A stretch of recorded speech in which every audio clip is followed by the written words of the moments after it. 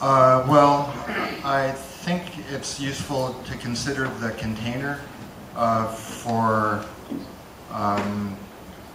spiritual energy.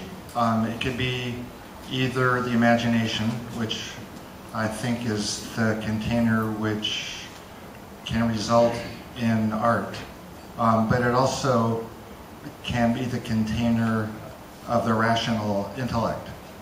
So I think it's possible for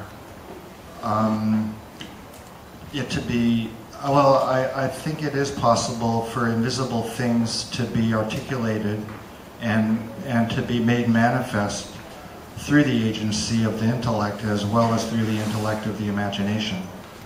So if you think about the imagination as the container for art, and you think about, you know, the rational container as a way to express the invisible, you know, verbally, through philosophy and through science and through text at the same time. So I suppose if you're looking at a, you know, some kind of balance between the imagination and the intellect, perhaps, you know, the shaman is a good example of how that might play itself out, especially within the healing, you know, model that Allyson and Alex were talking about.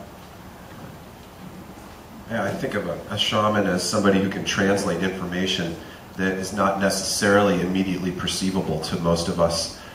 Shamans are the ones who are able to go to other realms, and they sometimes do that through substances that are ingested. But I argue that there's many ways of being a shaman, and certainly artists and musicians, I would argue yoga teachers and dance teachers, people that help you to do things that put you in a different state than you normally are in. I'm a product of Western society, and I didn't grow up in an ancient culture in a jungle somewhere that has rituals and dances and everybody gets together and puts on masks and does the same dance. The closest I got to that was probably seeing the Grateful Dead back in 1984 and being like, wow, I've never seen so many people dancing at the same time. It's like not that cool to dance, is it really? You know?